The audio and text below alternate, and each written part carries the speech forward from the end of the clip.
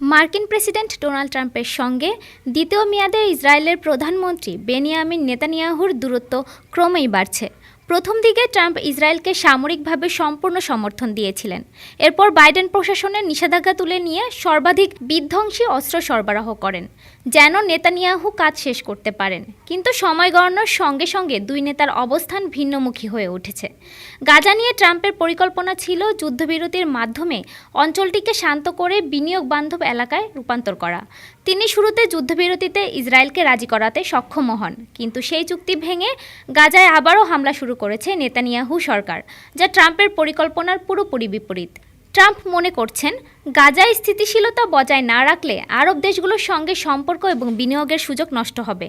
একই সময়ে ইয়েমেনের হুতিদের বেন গুরিয়ন বিমানবন্দরে ক্ষেপণাস্ত্র হামলা ও ইসরায়েল আমেরিকার পাল্টা হামলার ব্যর্থতা পরিস্থিতি আরও জটিল করে তুলেছে।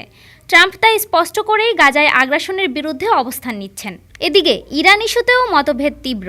নেতানিয়াহু চাইছেন এখনই ইরানের পারমাণবিক ও ক্ষেপণাস্ত্র স্থাপনায় হামলা চালানো হোক। তার মতে, সিরিয়া দুর্বল, হামাস হিজবুল্লাহ নেতারা নিহত, এটাই সুযোগ। কিন্তু ট্রাম্প এখনও রাজি হননি। তিনি ইঙ্গিত দিয়েছেন, ভবিষ্যতের পারমাণবিক চুক্তিতে ইরানকে ইউরেনিয়াম সমৃদ্ধ করার সুযোগ দেওয়ার সিদ্ধান্ত এখনও চূড়ান্ত হয়নি। এই অবস্থায় নেতানিয়াহু কংগ্রেসে প্রভাবশালী ইসরায়েলপন্থী আইন প্রণেতাদের মাধ্যমে ট্রাম্পের উপর চাপ সৃষ্টি করছেন। সিনেটর টম কটন ও লিন্ডসে গ্রাহাম ইতোমধ্যে বলেছেন, চুক্তিতে ইরানের ইউরেনিয়াম সমৃদ্ধকরণ পুরোপুরি নিষিদ্ধ না হলে সেটি তারা মানবেন না। তবে রাজনৈতিক বাস্তবতা হলো, নেতানিয়াহুর নিজের সমর্থক গোষ্ঠী ট্রাম্পকে তাকে থেকেও বেশি পছন্দ করে। ফলে প্রকাশ্যে বিরোধিতা করে নিজের অবস্থান ঝুঁকিতে ফেলতে চাইছেন না নেতানিয়াহু।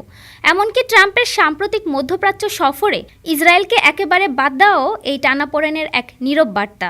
ডেস্ক রিপোর্ট, আজ বার্তা।